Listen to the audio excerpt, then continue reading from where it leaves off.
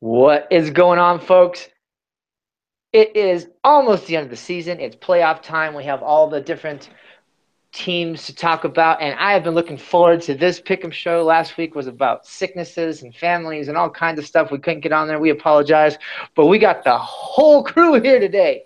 So we are happy. We got the whole pigskin preview crew, as well as our pick'em brother, Mr. Shane McGowan, and we have some questions for him. Have a lot of things that are pertinent going on that involve our teams, which is always fun. It sucks when your team's out. Although I am going to pick the Browns against Blaine's Ravens again, even though it's because I got it right last week against the Packers, but it didn't happen. So I'm riding Sucker. that train. I'm riding that train straight in there. So what we're going to do is we're just going to pass it around. We're going to try and, some of the easier games we're just going to be quick about. But we're going to start off with the game that Mr. Hirsch knows a lot about these teams. So no fluff, no nothing. Let's just get to it. Chicago and Detroit, Saturday afternoon. Mr. Hirsch, welcome to the show and tell us what you think. Well, thank you, Chris. And this one for me seems to be a no-brainer. It's being played in Detroit. Uh, the Lions are a far superior team to the Bears. Uh, Counting on Matt Stafford to do his stuff. He's got to get ready. The end of the season is coming, and this is a must-win for them. For the Bears, who cares? I'm picking the Lions. Yeah, you know what? There's no question about that. Matt Stafford had a great game against Tampa, threw for almost close to 400 yards. The run game, though, I do hope they can get it established a bit better. I'm taking Detroit on this one, and I'll take Detroit by a touchdown against these Bears. I don't think the Bears have it in them, especially playing in Detroit too. I'm going to stick with the pattern and go with Detroit Lions. I don't think the Bears are playing for anything other than vacation. And the Lions still have an outside chance of making the playoffs. So the Lions have more incentive, and I'm going with the Lions, et cetera, et cetera, et cetera. Okay, well, I'm good with that. Yeah, fantasy-wise, I like the Lions this week. I think Stafford is going to do fine. Yeah, we're just not going to spend too much time on this. Although I will say that it's kind of weird that Chicago beat the brakes off a team that people thought they're going to lose to last week. And so maybe it's just that they're still not getting any respect, but we all go Detroit.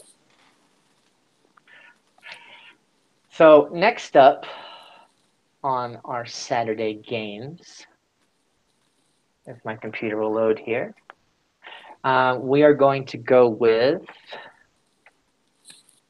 So here's an interesting one. Here's something that Blaine and I called at the beginning of the year, but a few weeks in we thought we were kind of stupid about, but now looks like we weren't so stupid. Chargers at Kansas City. Now, even though the Chargers are, I think, a far superior team right now, they're hot, they're doing things, as we've talked about, ad nauseum. They're only a couple of kicks away from being a much better team. They've lost 3 games on 1 kick, and they've got rid of that kicker. It is in Arrowhead.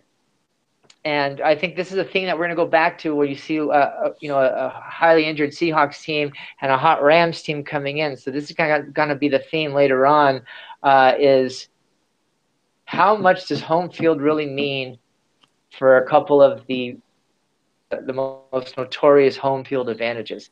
So obviously I'm going Chargers. I actually don't think this game is going to be close. Game close. Vegas has this game close. I don't think this game is going to be even close. Kareem Hunt's going to have a good game finally, because he screwed everyone over, and that's just how fantasy works. He screws you your whole season, and then right when you're out, he has a good game. That's just how it works.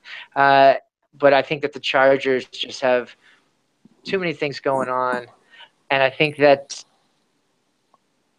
the Chiefs and Andy Reid, for whatever reason, and maybe you take 20 seconds to talk about this, Shane. about what's the difference between Bill Walsh and Andy Reid. But one can't get there. Exactly. Well, why don't you give us your pick, and then we'll do the mental side. I referenced you last night, and then no, go on ahead. You're absolutely look. I'm taking Chargers in this game. I think after how the Chargers played against Washington, they demonstrated a lot of things offensively and defensively. They came out balanced. There's no question about that. Kansas City is just all over the place. They're the most inconsistent team. And yeah, you know what? You played the Raiders. The Raiders are all over the place too. So I mean, I can't really chalk that up as saying Kansas City, you did a great job and you're back in the hunt. I just think the Chargers now are the ones that are leading that pack in that division. That's just crazy as it is. Kansas City, even though playing at home, still has proven that you can be beaten at home. And I think Chargers are coming in there saying we can take this one and this one's ours. And I'm believing they're going to take this one by 10.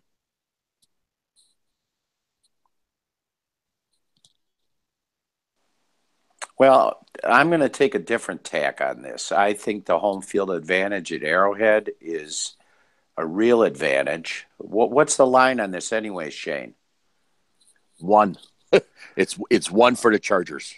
Well, I'm going to go with Kansas City by at least 3. I agree with Chris. I think it's time for Kareem Hunt to have a good day. The Chargers are traveling north. It's cold out. It's cold and windy in Arrowhead, plus the crowd. I think the Chiefs are going to be pumped up, and I think they're going to come out because they got something to prove, and this is a must-win for them. So, well, it's a must-win for the Chargers as well, but I think I'm going to go with the Chiefs by 3. I'm going to go back to the Chargers. I'm going to stick with the Chargers. I think the Chargers are not going to be intimidated by Arrowhead. They are well familiar with Arrowhead, being in that division and playing there so many times. So they're not going to be intimidated, say, or in awe of the crowd noise. Say if a young Buffalo Bills team comes in, on the other hand. But I think the Chargers are playing more consistent. They smell the playoffs. They have to win for the playoffs. Even though the Chiefs showed a sign of gasp of life last week, I think they're far from being back. So I think Philip Rivers is going to come in with the Chargers and take it to Kansas City. And this one, I think it'll be close. But I think the Chargers are going to pull it out on the road. All right, so just so you guys know, I think that this is a game where you want to smash the over. I think that the Chargers are going to absolutely destroy them. The only way the over is not going to happen is if the Chiefs try and slow down the game with Kareem Hunt and the Chargers get way out ahead. So next game, I'm going to skip to another game that I think we're all going to feel the same way. Tom Savage against the top defense in the NFL in Jacksonville. Hats off to Jacksonville for winning the game. I don't care about the penalty and the holding at the end. I know everyone's like up in arms. They held him at the end. I don't let people complain about that if they think that the Seattle did it. So I'm not going to complain about it when another team did it. Jacksonville beat them in between the lines, fair and square. Done. Houston has no chance. We just kind of go around and see if we all agree on that. And if you guys want to jump around and if you have a specific comment to make about this game or you have a different take, let me know. If not, we'll move on to the next game. Shane? No, you know what? I'm taking Jacksonville, and there's no question they played a great game against Seattle and whatever penalties that happened, but Houston's just suffering at the quarterback big time. Jacksonville is favored by 11, and it's in Jacksonville as well. So I'm taking it by that 2 touchdowns almost. Yeah, Texans gave up. Mark? Yeah, I'm going to go with Jacksonville as well. Houston has been out of gas ever since they lost their main man there. And Jacksonville has been solid. So, despite the quarterback issues they have, but the defense is making up for it. And here comes Jacksonville, another win. Maybe by 2 touchdowns. Blaine? Yeah, Jacksonville has broken their pattern of every other week lose or every other week win. They broke that last week, so I'm going to break it as well. This just makes too much sense for Jacksonville at home against a Texans team that can't it's not built to overcome the loss of J.J. Watt and Deshaun Watson. Yeah, Jacksonville walks away with this one. This is a setup for a trap game after a big win against Seattle and stuff, but it's Houston. So I think even if they play badly, this is a no contest. So now let's get into a game that we can actually talk about. And for those of you who don't know or listen to the show for the first time, it's kind of an inside joke. We're all pretty big homers. Mr. Hirsch is a big Green Bay homer, and I picked the Browns to beat them last week. And if Hugh Jackson wasn't just the worst fucking coach on the planet, I would have been right. They were up by 14. No, they're up by 14. The guy just stops doing. I would have been right, except I was wrong. No, I take the wrong, but I mean, they got to overtime. Hugh Jackson played prevent defense 4 yards deep in the end zone on the 1 yard line. I just don't understand. And then they fire Sashi Brown. I just f the Browns. But with that said, we have been reminded 2 weeks in a row just what a mutant Josh Gordon is. And, the reason why I picked it and why I backed it up is just because all the injuries in the secondary for Green Bay, and Hundley just doesn't have a lot of confidence. And all that Cleveland can do is stop the run. So I thought it's still a good – my rationale was good. So this week we have a similar situation. We have Kaiser, who's looking better, Josh Gordon, and I won't bug you guys with tons of stats on this one because I might have a stat or two on a later game. But without I'll give you one stat. Baltimore gave up one splash passing play of 40 yards or more until Smith, the corner, went out, and they've given up 4 since he's been out. And that's really all Kaiser can do is just run up and chuck the ball down the field to Gordon and Coleman. So I have a feeling that you guys are all going to pick the Ravens. I do think that Eric Weddle is a great person to have in that situation. He might end up saving you guys, but I think this is going to be where I'm going to differentiate myself like Kirsch did with Kansas City. So I'm going back because I'm pot committed now. I want Cleveland to go. So, Shane, go ahead. Yeah, you know what? I have a hard time always going with Baltimore, but I'm going to have to take Baltimore on this one.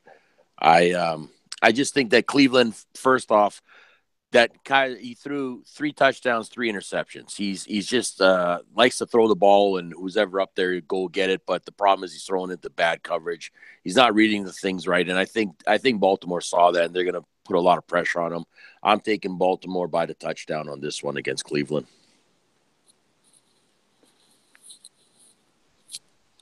Well, I think that the pattern is set here that teams that almost beat the Steelers definitely beat the Browns.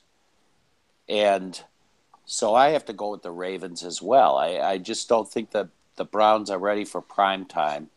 I'm going to go with the Ravens. The Ravens have a good defense. I guess we'll see which Joe Flacco shows up, but if he puts some points on the board, Cleveland's never going to catch up to him because they're going to be hammered by the Ravens defense. So I'm going to go with the Ravens by a touchdown. Or no, make it 3. 3 touchdowns. Holy smokes. No, 3 points, Shane.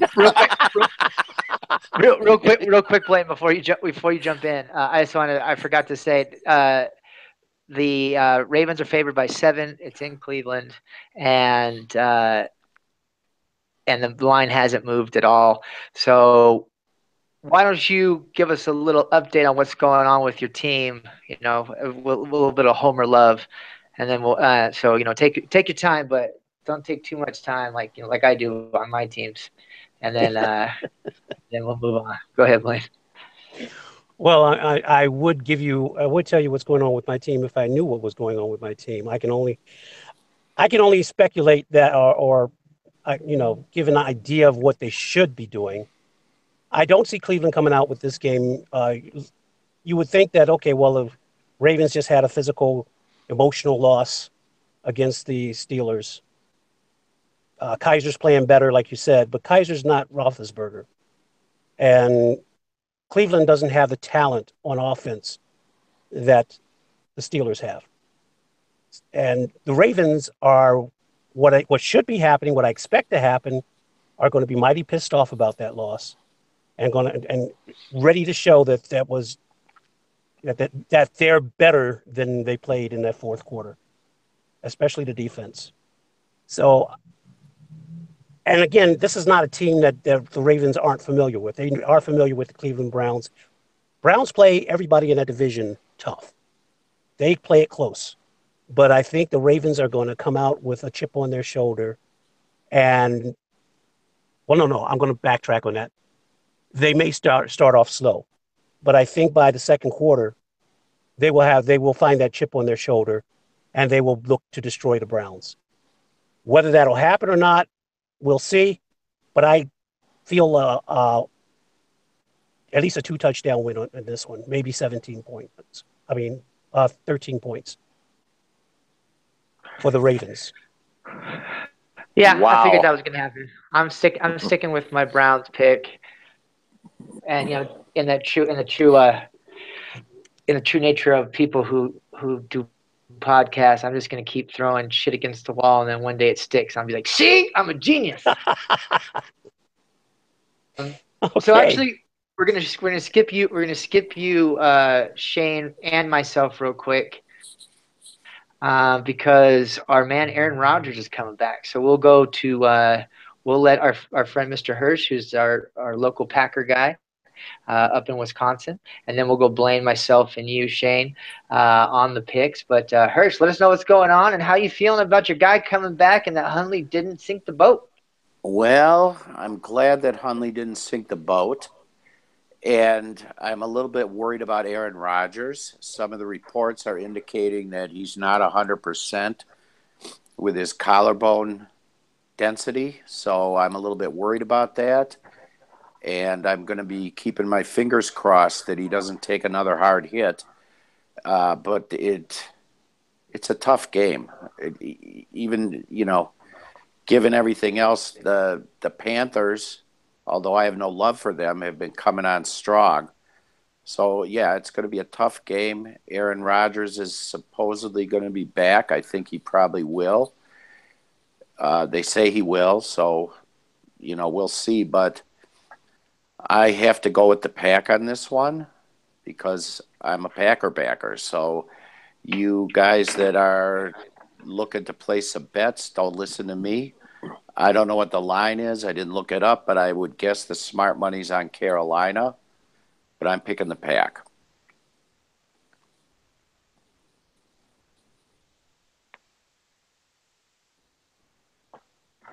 Blaine, go ahead. Mute button, Blaine. That was me. Can you hear me now? I was on a roll too. You should have heard what I just said. Okay, so I'm looking at the Panthers. First of all, is Rodgers definitely starter in this? That's what everybody is saying. He's definitely starting. That's what I've been hearing. The medical staff has cleared him to start. Full practice today. I'm with Hirsch. I'm not. This is making me uneasy, and I was hoping that it was that this was some sort of promotional gimmick or a psych out by the coaching staff to make the Panthers think that prepare for Aaron Rodgers, but in comes Hundley to play. But all right, so Aaron Rodgers coming back from an injury, I'm not feeling easy about that at all. The Panthers are playing. They're trying for a playoff spot. They still have a chance for a playoff spot. They're playing good ball right now, and they're playing at home. And the Packers' defense is a little suspect as far as that's concerned as well. So without all that to say or said, I'm going with the Panthers.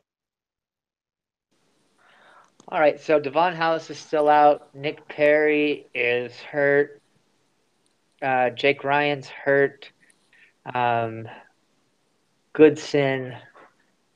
For the first time since week, what was it, 4 or 5?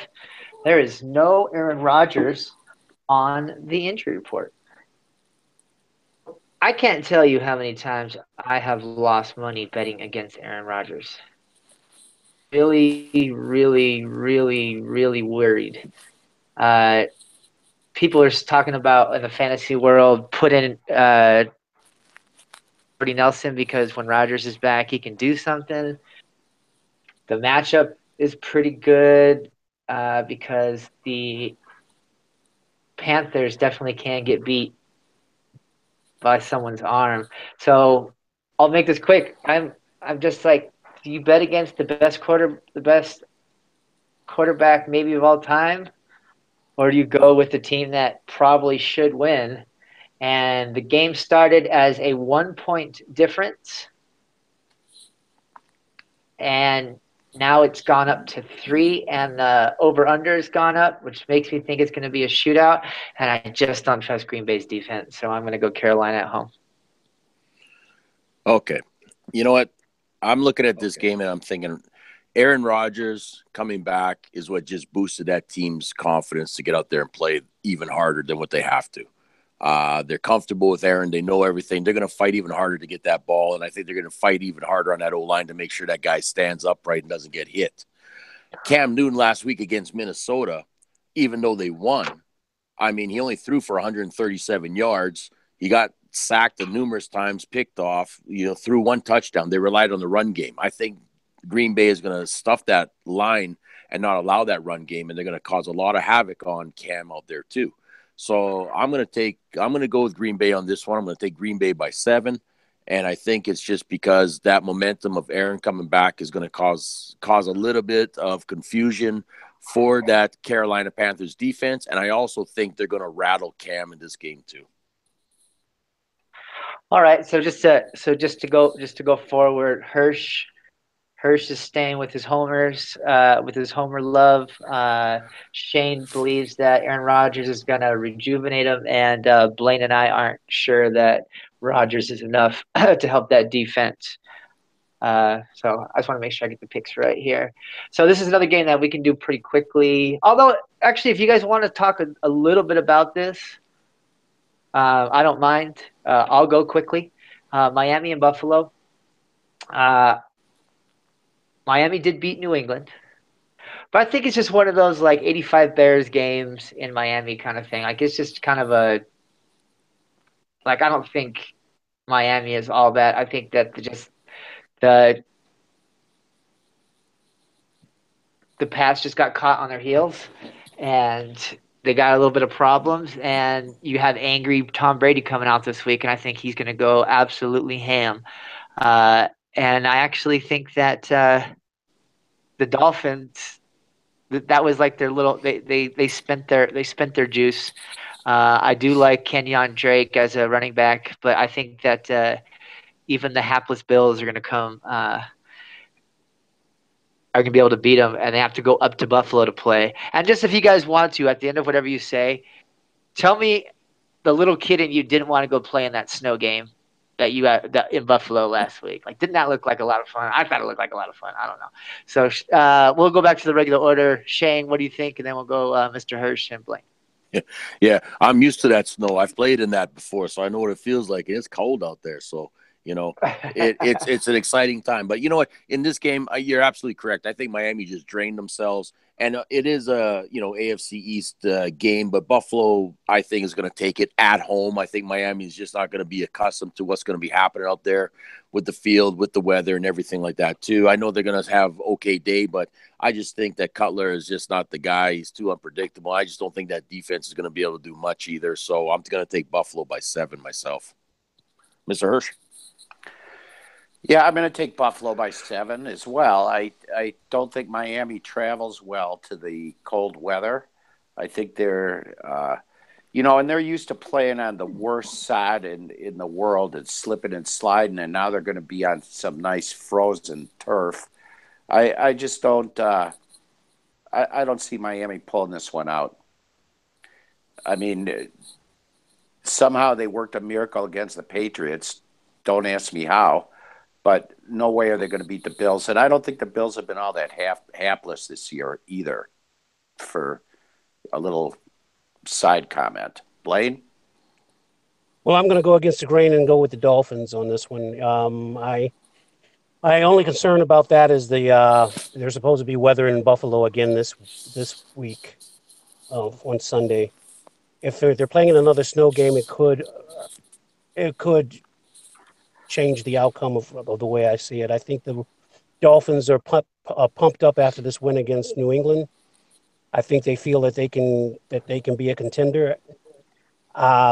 Jay Cutler's no stranger to cold weather. He's been, he was playing in Chicago before he went to Miami.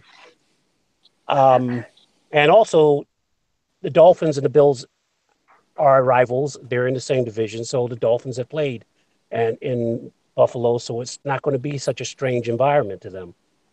Whether or not they can this victory against the Patriots will spill over is another matter. We will see, but I'm riding with that. I think the Dolphins upset the Bills at home.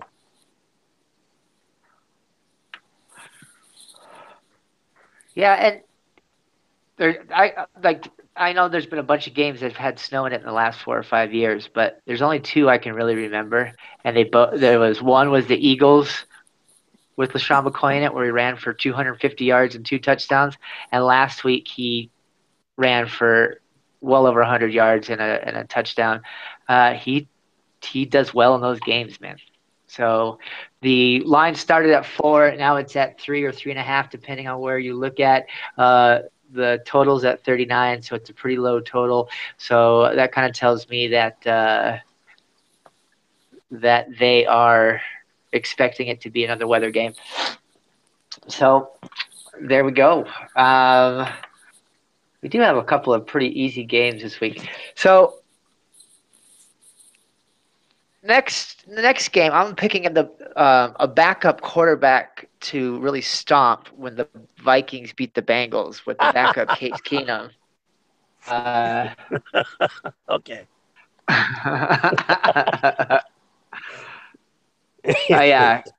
That was Cincinnati. That one doesn't have any legs anymore. No, we've about milked that one, haven't we? Yeah, okay. But what I said actually is true. I do think that they're going to smash. We have on the injury report, Kyle Rudolph did not practice. He is out. Adam Thielen has absolutely been a star. And for those of you who didn't hear me on the Tuesday show, I do want to just mention this really quickly. And maybe Shane can talk about it, for 10 or 15 seconds. I thought he was an undrafted free agent. You have like a ton of those. Doug Baldwin is the one I always bring up, who become good. He wasn't even picked up by a team. He went to one of those open tryouts in Chicago and got picked up. And right now he is the number 2 wide receiver in the entire NFL. If you take scoring, like fantasy scoring, using like a point per perception as well as points for touchdowns, running and stuff. He's just destroying it. And he wasn't even picked up by a single team as a free agent to come to camp. He went to a open tryout. I think it's a super cool story. And he's playing for his home team. He's from Minnesota. So I think Thielen is going to keep doing what he's doing. I won't bring up the backup thing about Case Keenum. I think that he just absolutely is going to smash on these guys. I think they kind of had an off week last week, and it happens in the NFL. And I think they're going to bounce back just fine. And I think they're going to smash. I think they're 11 or 12-point favorites. Let me see here. They're favored by 11. Yeah, 11-point favorite. So, yeah. Obviously, we're all going to go Minnesota. If you guys want to chip in, cool. If not, we can get to a game that we can all argue about. No, I take Minnesota on this one, playing at home. There's no question about it. It's a great story of that young man. And like I said, this is those ones that are sleepers that nobody picks up on, but they make a name for himself. And this kid's doing exactly that. Case Keenum's going to have a great game. I think they're going to get a run game since his defense is just beaten up. So Minnesota by at least 14, I say. I'm with Shane. Minnesota by 2 touchdowns. What else is there to say? The Bengals looked like they were uninspired last week, like they've given up. Even so, I would take the Vikings over the Bengals at this point. Vikings at home are winners. All right. See, Mr. Hirsch, I'm rolling straight through this thing. You're wasting time, Chris. I'm waiting for my computer to load up the next the next game. Trying to stay on topic. Yes, sir. All right. Well, here's another one that's kind of quick. So, fantasy-wise, I thought I was going to be super slick again because Blaine Gabbert had looked pretty damn good. Matchup-wise, that Larry Fitzgerald was going to get open against Washington like crazy coming from the slot. And he did. And Blaine Gabbert missed at least 6 passes to a wide open Larry Fitzgerald, including one in the end zone. I think both these teams have pretty much kind of packed it in. But I do know that that Cousins likes to stack some stats. So there's not a lot to talk about on this one. Both these defenses are bad. Both these offenses are bad. The Redskins against slot receivers, they gave up 8 for 166 yards and a touchdown. Adam Thielen, Keenan Allen, 6 for 111. Doug Baldwin, 7 for 108 and a touchdown. Nelson Aguilar, 6 for 86 and a touchdown. So Fitzgerald's going to be open again. I just don't think Blaine can hit him. And he was looking really good for a while. And I had him on a bunch of tournament teams, and he'd absolutely crapped the bed yesterday, pooped in his big boy pants. And, I just don't think that he's going to be able to execute. And I think that you're going to see Cousins, even with a bad team, going to try and pad some stats. And P. Ryan also is going to try. They're going to try and give him some run as a rookie and see what he can do. So, I got the Redskins pulling this one out, and this will be the end of the Arizona, even idea that they can make the playoffs. Yeah, no, there's no question. You're playing in Washington. Washington is favored by 4. They had a disaster weekend, both those teams. There's no question about it. But I just think Washington playing at home in that cold, Arizona's not going to like it at all. They're going to take that one by 7. And you're right. I think Cousins there is going to have a better game and a better production and beat up on Arizona a little bit too. So I'm taking them by 7, Washington. Well, I've got Kirk Cousins on my fantasy team, which I started playing fantasy, and I made a vow that I was just going to let the draft come without me doing anything, and then never try to touch the team at all year and see where I ended up. And I ended up with Kirk Cousins. But, the Cardinals, I'd like to give some love to all my friends out there in Phoenix. But I think Shane is right. I think it's the weather that's going to be the undoing. No doubt Larry Fitzgerald is a tremendous receiver. And you never know. Gabbert might bounce back and have a good day. But I just can't do it. I'm going to have to go with the Redskins. I'm going with Redskins too. Skins at home. I think weather might play a part in it. I think the Skins are frustrated, but they're also looking at their jobs next year. Cardinals, on the other hand, are playing well. I think they bought into their injury routine, injury headlines. Adrian Peterson's out for the year now on the IR. We already knew about Carson Palmer some time ago. And I just think these guys are just, finishing out the season. I think the Skins are going to be way too much for them to overcome at home. So I'm going Skins. And it kind of feels like to me like the Skins, there's people on the Skins that are, they're being professionals and they want to finish out.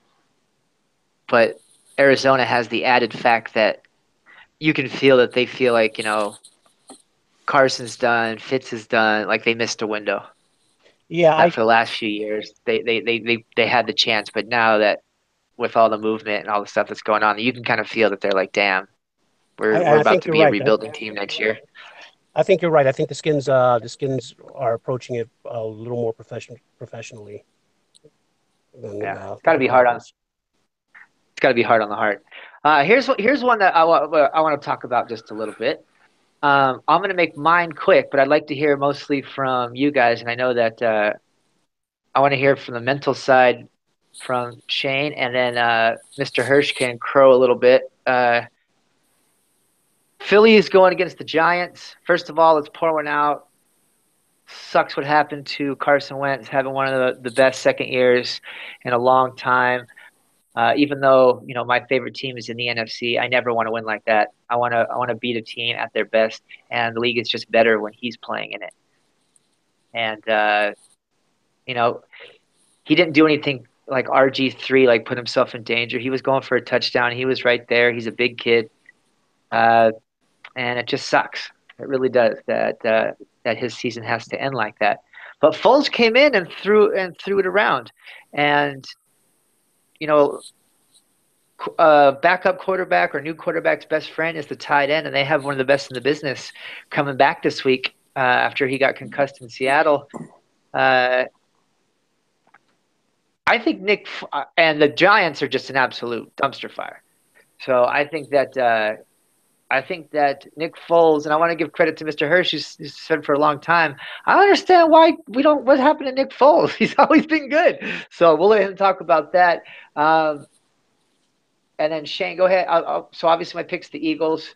They're a big favorite, even with Nick Foles back there, but they have so many weapons. So tell us a little bit about the mental side of coming in as a backup, make your pick, and then we'll go to Mr. Hirsch and let him talk about a little Nick Foles.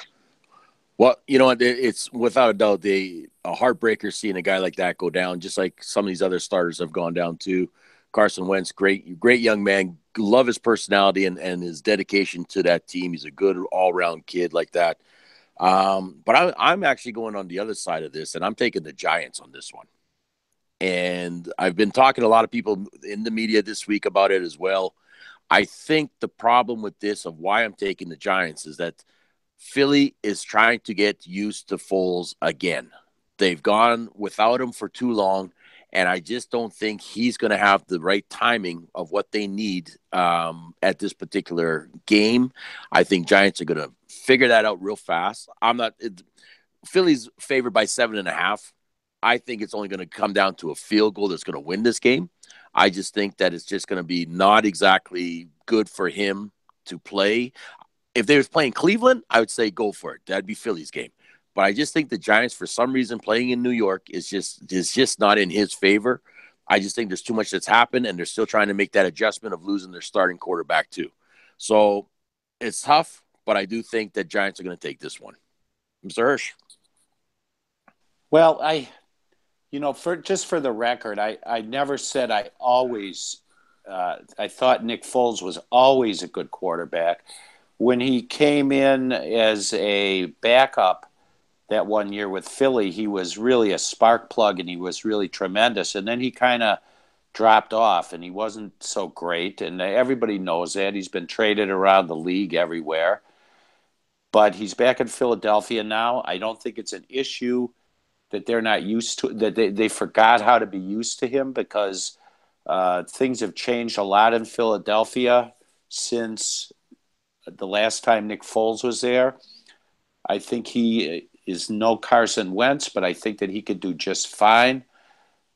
Also, I think the whole East Coast is under a weather watch, and the Eagles are really stacked for a running game with Ajayi in the backfield. And of course, let's not forget about Alshon Jeffrey. They got plenty of weapons, the Eagles do, and I just don't see the Giants beating them. I think on the negative side for the Giants, that they're also, they're not used to what's going on there either. Eli's out, Eli's in. I'm sure we're going to see Eli, but I think that team's been totally disrupted by what's been going on all season in the coaching positions and in the front office. And I just think they're in chaos, and I don't think they're going to be able to handle the Eagles, because just absent Carson Wentz, the Eagles are a well-oiled machine, and I think Foles is going to fit right in there. I'm picking the Eagles. I think you have a good point there, Mr. Hirsch.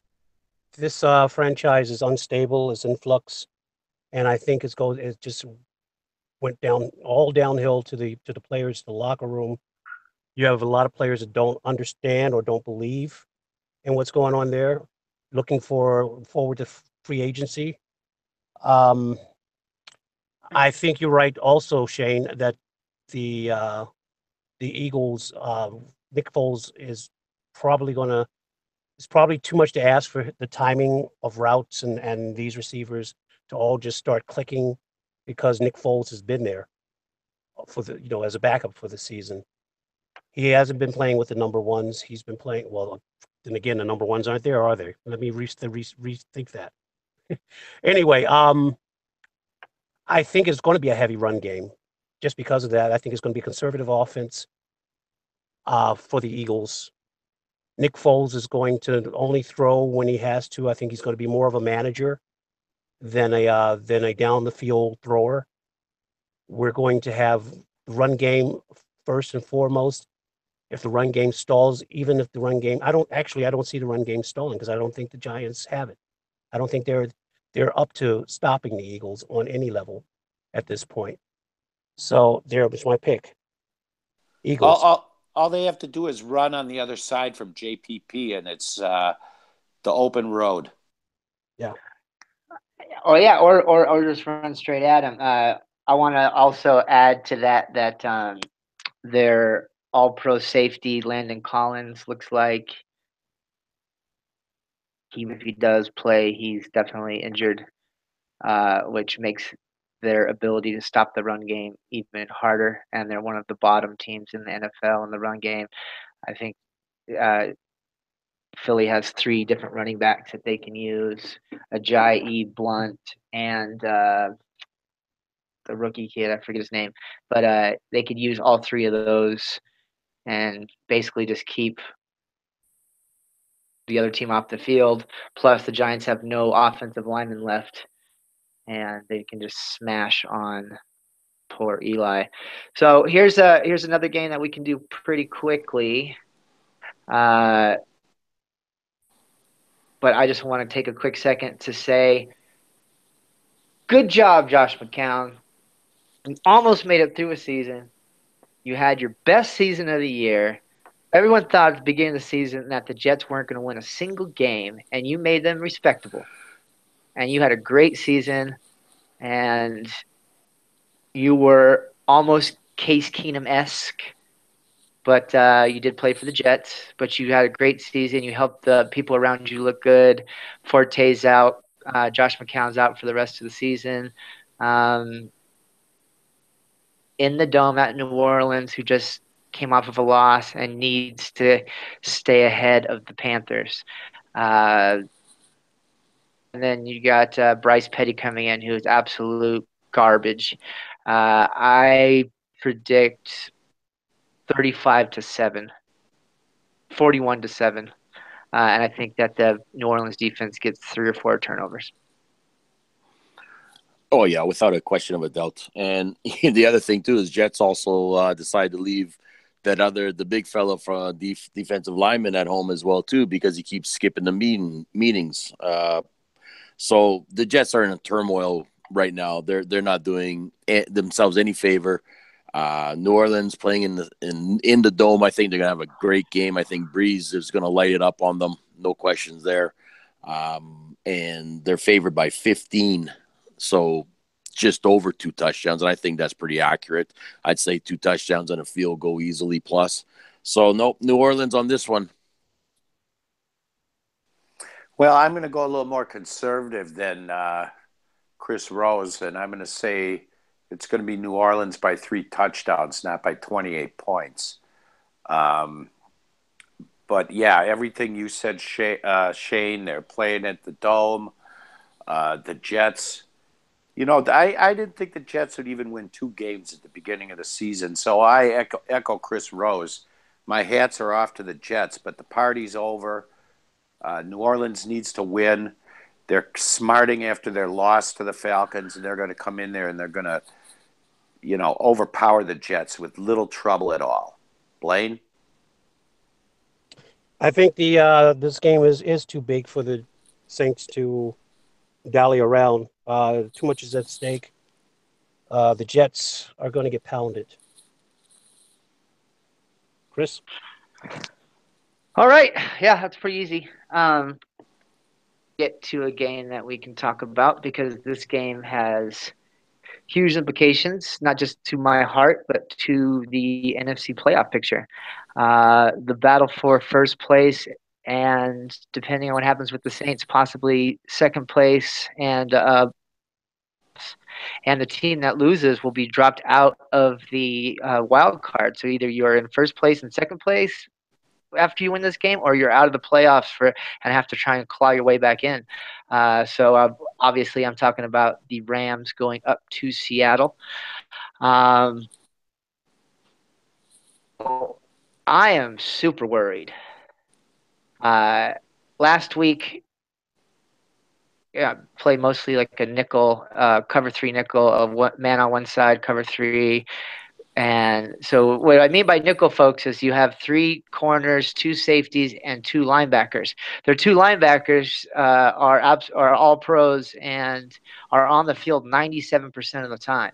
Bobby Wagner is number 1, or in a lot of writers' minds, for Defensive Player of the Year, or top 3. How about that? So I don't want to get in that stupid argument. But no, top 3.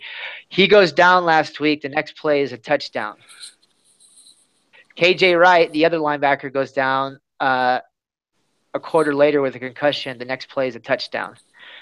They've decided, because Bobby has a hamstring, and hamstring's one of those things, if you re-aggravate it, you have to sit out. They're going to let him sit out. KJ's concussion, still in protocol, hasn't practiced. I'd say he's a long shot not to play. Cam Chancellor's out. Richard Sherman's out. Michael Bennett, he might not play. Cliff Avril's out. So now you have first-year player, but a guy who's playing for the Seahawks for the first time, playing in a strong safety position. You have a rookie at one corner. You have Byron Maxwell, who played for the Seahawks 3 years ago, but they took him off the couch 2 weeks ago, playing on the other side. 2 players that are playing at the linebacker position that are on their first year on the team. That whole defense is built around communication. Does not look good playing against that red-hot defense or offense of the Rams, and playing against Gordon, because Bobby Wagner and KJ Wright are awesome cover linebackers, but with none of those guys in, and they can get the ball out to it's pretty scary. But you got Russell Wilson. Russell Wilson has 33 of the 34 Seahawks touchdowns, which is 4th in the NFL in total touchdowns. So That's a record. He has the most scrimmage yards if you include rushing and passing in the NFL this year. He has 17 touchdown passes in the fourth quarter, which is already an NFL record, and there's still 3 games to go. You can go on and on. They finally found a running game with the kid Mike Davis, who looks pretty good. I say you bettors smash the over on this one. This thing could get up to 80 points. This is going to be bombs away on the Seattle side, bombs away on the Rams side. I don't think either of these defenses can stop the other one, and I think this is going to be crazy. The Rams are out their left tackle. They're all-pro left tackle, so that could be something interesting.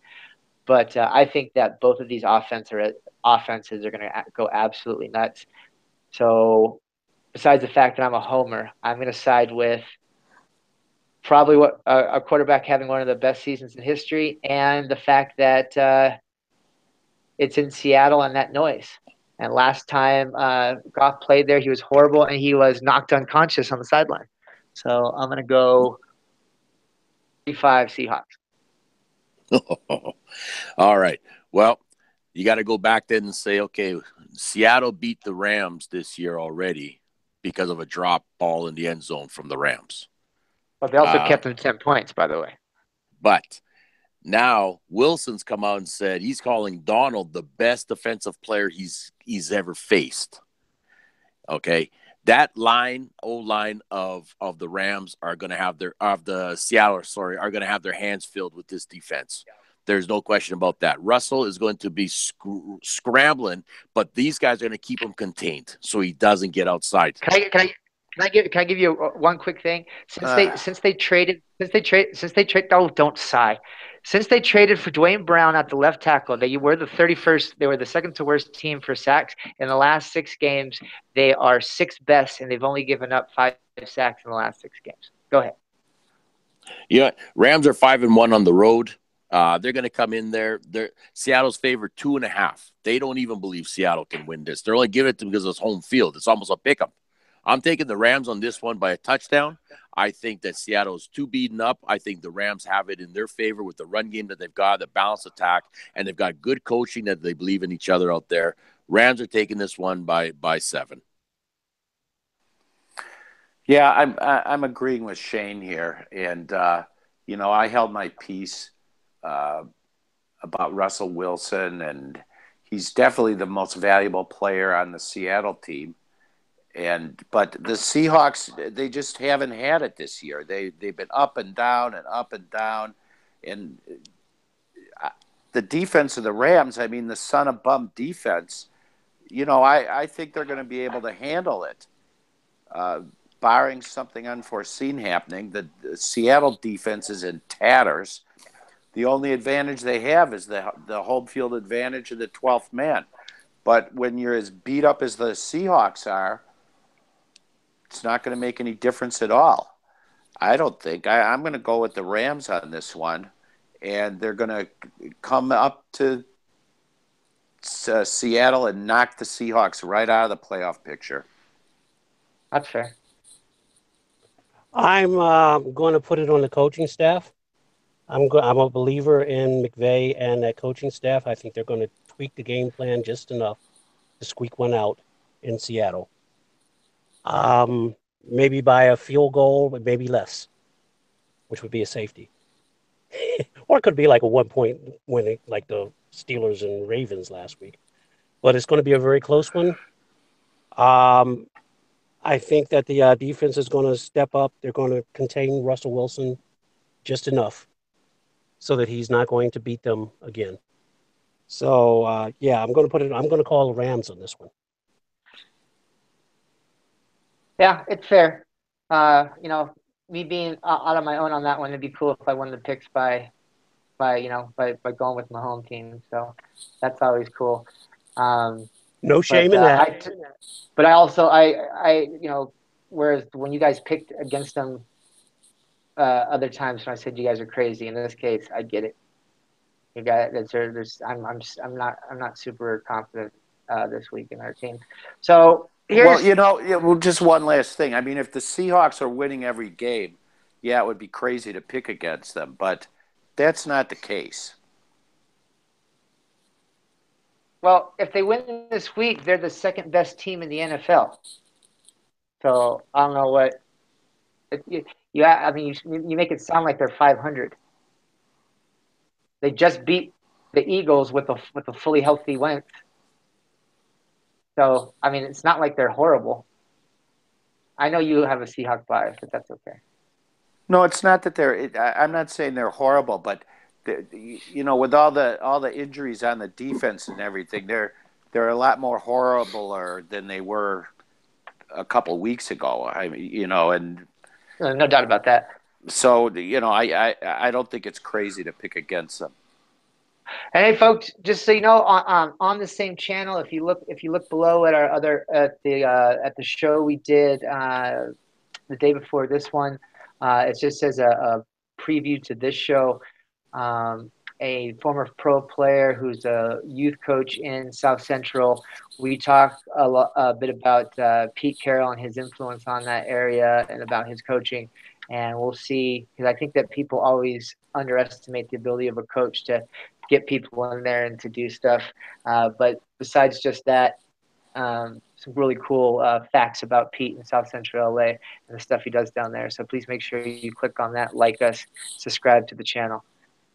So the next one is another quick game. Matter. I'd say one of the most disappointing teams this year, the Tennessee Titans. It's a team on the rise with San Francisco. I got to say that I always kind of thought that Garoppolo was a little bit of a smoke and mirrors trick that Belichick kind of put together to get like the Ryan Mallett to get some trade value like he always does. But watching the kid play and doing some research on how he's prepared and how hard he works with this new offense, I think that they did a good job. I think they got their next quarterback, and I think that Tennessee is just like super down. This game, neither defense can stop anybody, but I'm gonna go with San Francisco on this. Okay. No, you're taking San Fran. Normally, you always bet against us on San Fran. I'm taking San Fran on this one, even though they're favored by 1.5. I just think Tennessee is just a sinking ship and nothing there anymore. They need to reevaluate themselves next season and see where they're going to go. But I think you're right. San Fran's found that quarterback. I think they're slowly getting the pieces in place, and it is in San Francisco. So I'm going to take San Fran by a field goal on this one. Mr. Hirsch? Yeah, I'm going to go with the 49ers as well. I think that, the line on this is just people thinking about how the 49ers were in midseason before Garoppolo came in. I think he's the real deal. He held it together for the Patriots when Brady was out with his suspension and didn't come in there and lose a bunch of games. So I think he's the real deal, and I think the 49ers are a team that's on the rise. If they can shore up their defense in the draft next year, I think they're going to be a threat in their division.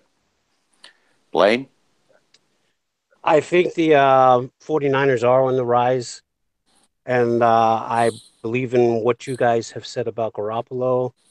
Only I just want to see a little more as far as stringing together games from him to be a true believer that he's going to be the future of that franchise. Tennessee's number 5 in the playoffs right now. They're in the 5th seed. They're one game behind Jacksonville. They have more to play for. And I believe that they squeak one out on the road in San Francisco. You got Jacksonville in the 3rd seed. And Tennessee is the 5th. So they can't afford to lose this game. I say that I'm calling for the Titans to win this game by 3 points. All right, we got you here. So that'll be that's going to be the one that's going to see if you're gonna win it all. I got Seattle, Shane with the Giants. Hirsch is kind of stuck to other people at this point. He hasn't really gone out on his own on anything. So It'll be tough to win. So I'm actually going to go right back to you, Mr. Hirsch. Ben Roethlisberger, first quarterback in history to throw for 400 yards 4 games in a row. Do you want to take back anything you said at the beginning of the year about how they are? Like, I'm not trying to call you out. I'm not a Pittsburgh fan. I'm just saying, like, have you changed your mind? That's what I meant to say. I don't want to make it sound like I'm being confrontational. Have you changed your mind on this offense? Because at the beginning of the year you said I don't see why people think they're so explosive. Well, they're certainly doing better than I thought they would be doing. All along I was agreeing with Baltimore Blaine that a quarterback that comes out and says he's thinking about retiring and then decides he's going to play anyway, and the way Big Ben's legs have been in the past, I thought he was past his use-by date. But, he's got a lot of weapons at his disposal. Antonio Brown is fantastic. He's got Le'Veon Bell coming out of the backfield. But I have to say, and once again, I'm going to give the disclaimer about the betting odds, is that I'm going to pick the Patriots in this game. I think it's a must-win for them. I think it's a battle for the number 1 seed in the AFC. The game is being played in Pittsburgh, which would seem to favor the Steelers. But I have to do this because one of the women that I love is a staunch Patriots fan. And so I'm going to pick the Patriots for her. Blaine, why don't we go to you next? Okay. Only 3 of these killer bees are potent, and Ben Roethlisberger is not the one. Is not one of them.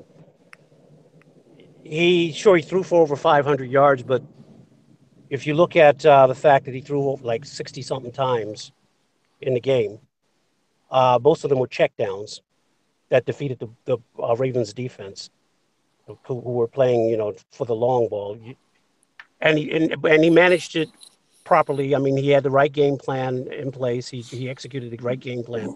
He only went deep when he had to. I'm still not a believer that Roethlisberger is going to carry this team, but he doesn't have to anymore. This offense is being carried by Antonio Brown, by Le'Veon Bell, and also by the kicker, Boswell, right? Boswell, yeah. Yeah, he's one of the killer bees now. Yeah, he's one of the killer bees. That's why I said 3. Only 3 are potent and 1's not. Ben Roethlisberger is going to retire next year. In my opinion, he's done. Now he's playing. Anybody can throw together a good game, or their last legs. I still think he's on his last legs. That being said, you're going up against a Patriots team with one guy who's not going to lose 2 in a row at this time in the season. And, most people would say, oh, well, you're giving Brady too much credit. I'm not giving Brady any credit. I'm talking about Belichick. They're going to go into Pittsburgh. They're going to pull it out. You have Pittsburgh coming off of 3 physically challenging, and this last one, emotional. The last 2 are emotional games. They barely pulled it out last week. The week before, they were down by 14. They were down by more, I believe, and they had to come back. I don't see them doing it a 3rd week in a row. They're going to lose this game. Patriots, take 1 on the road.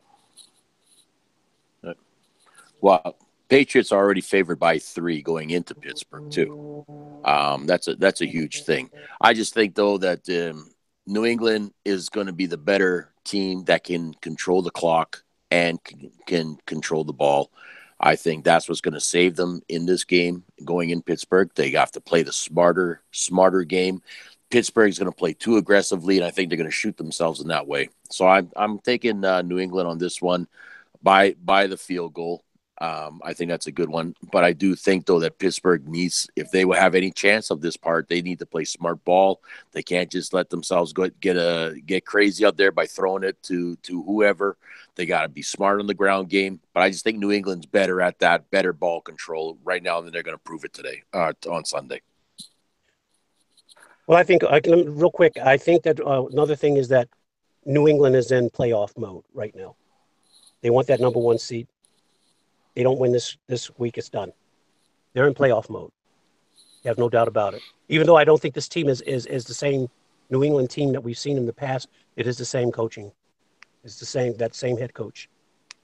This is a tiebreaker that New England really needs, and I think they're going to get it. And they've got Gronk coming back as well too from suspension. Absolutely. Yeah, that's going to be hard for the Steelers defense to defend. And Hogan was technically back last week, but was kind of just a decoy. But this week he's actually fully back, and he was leading the league in touchdowns before he got hurt. I want to just rattle off a few things over the last few games. Marvin Jones, 6 catches for 128 yards. Rashard Matthews, 5 catches for 113 and a touchdown. Chester Rogers, 6 for 104 and a touch. TJ Jones, 4 for 88. Golden Tate, 7 for 86. Devontae Adams, 5 for 82 and a touch. AJ Green, 7 for 77 and 2. And I can keep going. The Steelers can't stop anybody. Those are all what receivers have done. Those aren't all number 1 stud receivers. They really can't stop people. Ryan Shazier, I think it's kind of cheesy to always say thoughts and prayers, but I don't have anything else better to say to him. He's doing it. He's got his spinal surgery coming up this week. What have I been saying about the Steelers defense, Chris? They can be run on. They can be. No. I'm just saying. Yeah. They showed. You saw it. You saw it last week against the Ravens. And I take advantage to, I take exception to the idea that Davante Adams is not a stud. He's been playing with Brett Hundley this year. What I said is they're not all studs. Davante's a stud. Marvin Jones a stud. AJ Green's a stud. But then you have Chester Rogers, TJ Jones, Dante Cronscreeve, Chris Moore in there. So if I didn't make that clear, there's studs who burned them, and then there's some non-studs that burned them too. So that's what I was trying to say. Well, Davante Adams is the most valuable player in the league. He's an absolute stud, no doubt about it. Like I said, I just wanted to point out that some of the receivers I put in that list aren't studs. Some are who burned them, but some are not who also burned them. And the Patriots have a ton of people who aren't as good as Davante Adams, but they have like 30, Davante Adams, B team guys that can just run all over the place. I don't see how the Steelers are going to stop them. That was the point I was trying to make. And unless you think the Ravens' offense is all of a sudden the real thing over 2 weeks, unless you think that this is the prolific offense that they've turned everything around and become this prolific offense, then you've got to look at that Steeler defense and say, how did this Joe Flacco and this offense, this anemic offense all year long, other than a couple of games, score 30-something points on 38 points on him? How did that happen? Yeah, they were beating him on the ground. They were beating him in the air. Ditto on Brett. And now they don't have their middle linebacker. Sorry, go ahead, Trish. Ditto on Brett Hundley almost beating him. Yeah. No, and that linebacker, unfortunately, is not going to be there this week either, or the rest of the season. Oh, Shazier. Yeah, I said he has spinal surgery this week. I just sent a shout out. I mean, the reason I said that is because there was a lot of excuses about Shazier not being there. But I've seen this even when Shazier was in there. He didn't move his legs for 2 days. Yeah, no, I'm talking about overall over the season. Even when he was in there, that they had these soft spots. That if you keep hitting those soft spots, you could break through in a game. You have to go back to the Chicago game again. That's how Chicago beat them on the ground. Yeah. How many games we got left, guys? It's almost time for me to check out. Yeah, it's only one more. Yeah, right? There's 2 more, but they can be kind of quick. And if you got to check out Mr. Hirsch, no problem. We don't blame you. We understand. I shot for 60 minutes, and I'm 10 minutes over right now, so I apologize. So I'll go quick. I do agree that I think Antonio Brown is 1A, 1B with Russell Wilson as the MVP this year. I think that he is a generational player. And I think that the Patriots, even though they always a team always does something until they don't. I think this Patriots team is just a little bit different. And I don't think they can pull. I think they may be able to beat them in the playoffs, but I don't think they're going to be able to pull this one out in Pittsburgh. I think it's going to be a super high-scoring game, but I think Antonio Brown and Bell are just too much for them. And I'm going to go with the Steelers. So I'm going to go against the grain. So Shane, Yeah. why is Oakland bad at football? It's called an offensive coordinator. I have no faith in that guy at all. There's going to be changes coming next season without a question of a doubt. Look at Oakland's defense is not playing nearly how they should be. They've got too many holes in that secondary. Everybody sees that. They're an up and down team. They can't get the consistency offensively, and the receivers are already beaten up. But here's the thing. Dallas hasn't won in Oakland since 1995. So I got to go by that and say, okay, Oakland, you're going to pull one off at home by 3 and send Dallas back without winning again. But like I said, Oakland is just not nearly the team that they came in to be during the big preseason hype. Too many holes, too many changes, and just unorganization in that offensive coordinator's spot too. But I am going to take Oakland on this one against Dallas. I just think they can pull it off at home, but it's only going to be by 3. I don't think it's going to be that a stellar of a game by all means. I hate doing it, but I'm picking Dallas. Go ahead, Mr. Hirsch. I'll just leave it at that. What's the line on this one? 3. Cowboys by 3. Well, that's not so much. I think I'm gonna go with Shane and pick the Raiders. The Cowboys, they don't do well in the black hole. Both teams are bad. Blaine? Yeah. Yeah, I'm going to go with the Raiders as well. I just don't believe in the Cowboys on the road, and that's a nice stat that that you brought up, Shane, about the Cowboys' luck in Oakland. So I just don't feel this for the Cowboys. I think the Raiders pull out one more big win here.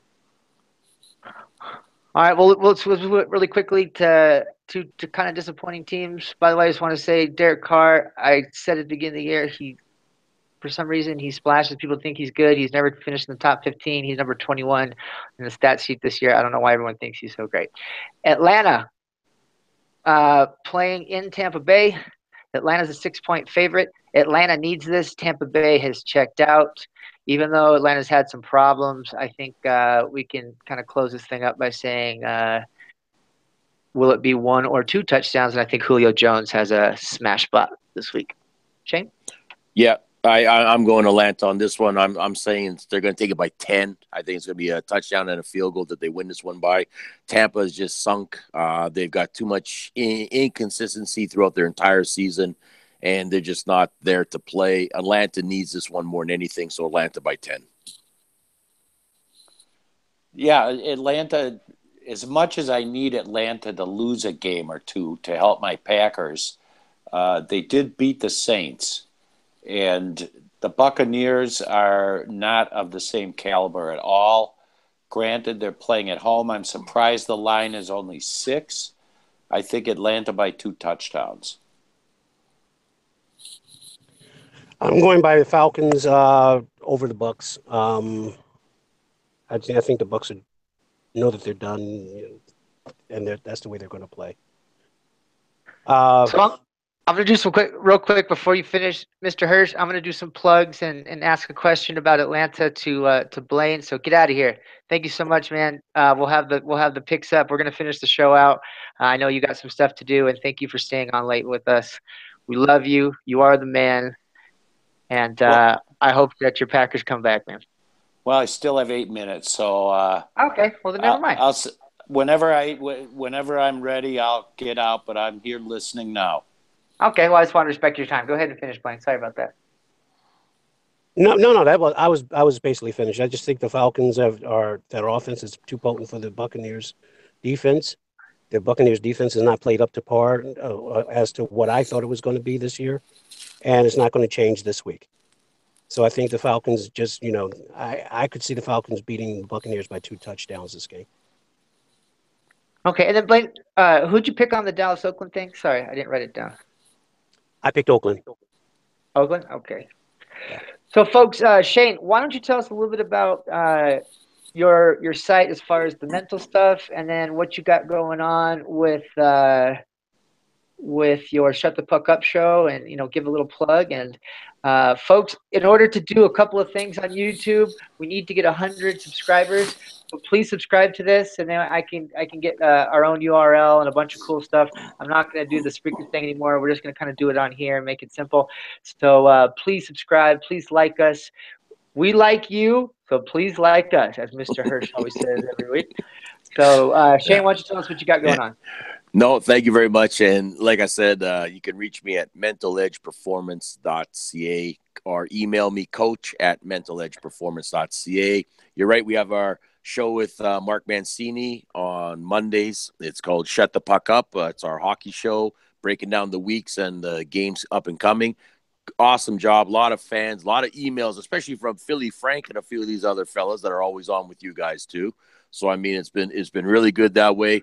You guys on your Tuesday show has been awesome. You guys get the tons of emails, great viewers, everything like that. So yes, all the people and fans definitely tune into everybody here in the stables. And again, thanks a lot for having me on again, guys. This is always awesome as usual.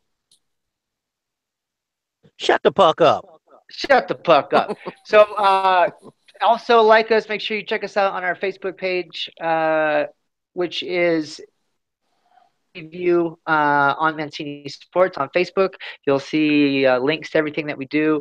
I'm trying to up my IQ on the computer side to do some cool stuff. So you'll be able to see here on I can do some fun stuff with some new apps that are out for the YouTube channel.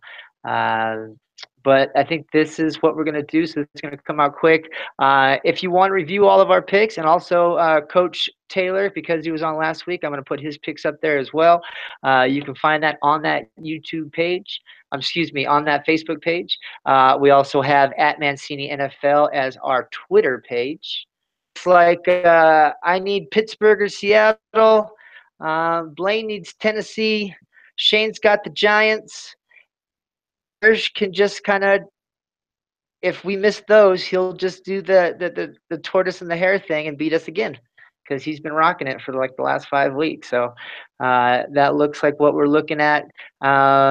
Thank you so much, folks. We appreciate you. Once again, please please subscribe so I can do some more fun stuff. We're going to be here all season long. We're going to do some playoff stuff. You can find us again, both Shane and our show, at www.blogtalkradio.com/Mancini Sports. We are the Pigskin Preview. Shane is Shut the Puck Up. Thank you so much for listening, downloading. Please share with your friends.